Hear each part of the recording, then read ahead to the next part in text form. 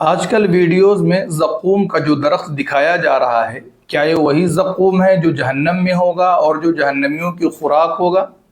نہیں، دنیا کے زقوم میں اور جہنم کے زقوم میں زمین آسمان کا فرق ہے۔ دنیا کا زقوم پہاڑوں میں اور جنگلوں میں اگتا ہے، اور دنیا کے زقوم کے درخت کا پھل انجیر کے مانند ہوتا ہے اور بہت شیریں ہوتا ہے۔ بعض لوگ بہت شوق سے اس کو کھاتے ہیں۔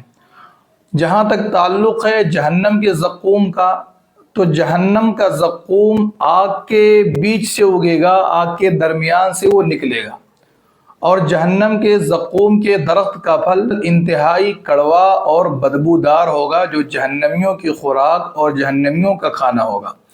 باری تعالیٰ نے قرآن پاک میں ارشاد فرمایا، ان شجرۃ الزقوم طعام الاثیم، بے شک زقوم کا درخت یہ جہنمیوں کا اور گنہگاروں کا کھانا ہوگا۔ حدیث پاک میں اللہ کے نبی صلی اللہ علیہ وسلم نے زقوم کے بارے میں بیان فرمایا کہ اگر زقوم کے درخت کا ایک قطرہ بھی دنیا میں ڈال دیا جائے تو اہل دنیا کی کھانے پینے کی تمام چیزیں بدبودار اور کڑوی ہو جائیں۔ یہ انتہائی خطرناک درخت ہوگا جو جہنمیوں کا کھانا ہوگا۔ تو دنیا کا زقوم اور آخرت کا زقوم دونوں الگ الگ ہیں۔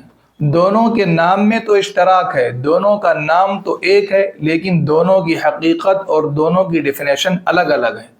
دونوں کو الگ الگ رکھنا چاہیے، دونوں کو ایک کہنا یہ غلطی ہے۔